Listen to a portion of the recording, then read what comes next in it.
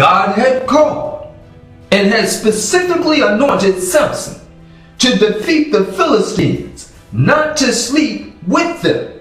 He had chosen Samson not to befriend them, but to deliver Israel from them. Yet Samson's problem is that he couldn't resist the temptation of the flesh. And many are weak just like Samson. But if you don't resist temptation of the flesh, your outcome of not resisting the flesh could be very bad. Nevertheless, it is so unfortunate that many Samsons are walking around. They are pleasure seekers, but not God pleasers. So don't be like Samson, who was for pleasing self. Stop pleasing self and start submitting to God. See if you deny self and please God, you will have more victories and less defeats. Can you imagine how many victories against the enemy Samson would have had if he would have fully obeyed the Lord? Although Samson was walking in error, God still used him to a certain degree. But if he had fully surrendered to the will of God as a deliverer, he would have won many more victories for Israel. His enemies would have not been able to touch him. He would have been unconquerable. However, Samson's problem was that he had a taste for forbidden fruit. Samson wanted to dine and wine and lay and play with the devil's crowd. For example, on one occasion he went among the Philistines whom God said not to mix with, and he had sex with a prostitute. See, you can't do like Samson. You have to resist the lust of the flesh and crucify it.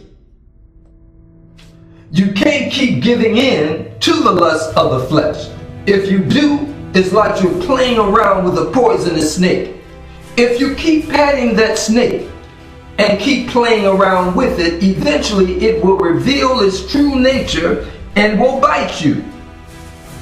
If you don't crucify the flesh or stop sinning, your results of continuing in sin could be very costly and even deadly. And most importantly, you have to block from your vision or from your mind's eye anyone or anything that would cause you to sin against God.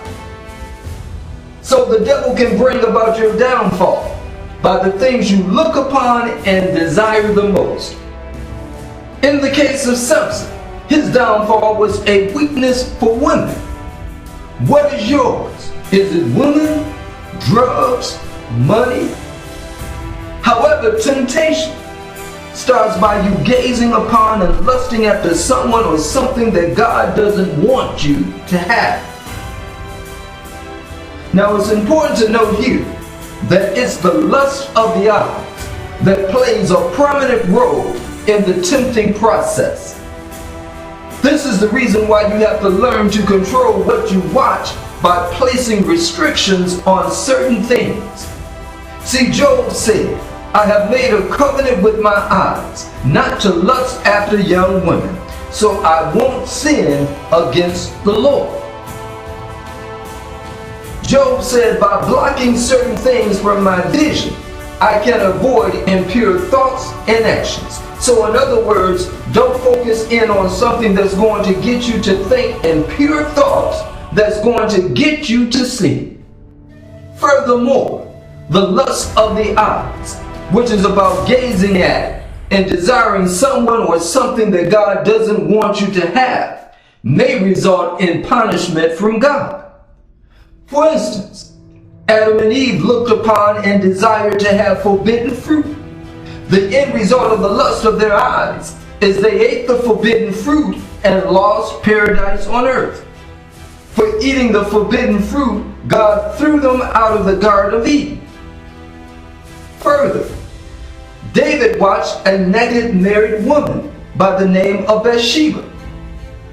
From a distance he gazed upon her as she took a bath, and he desired to have her. So he had her husband Uriah set up and murdered. David's sins of lust, murder, and adultery resulted in the deaths of his two sons and the rape of his daughter. Now Samson's problem was the lust of the eyes. He looked upon Philistine women and desired to have them. And as the end result of his lust for them, he winds up being betrayed and enslaved. But it all started with what the Bible calls the lust of the eyes. Not only just women or men, but you can look at and lust after material things that could result in bad consequences.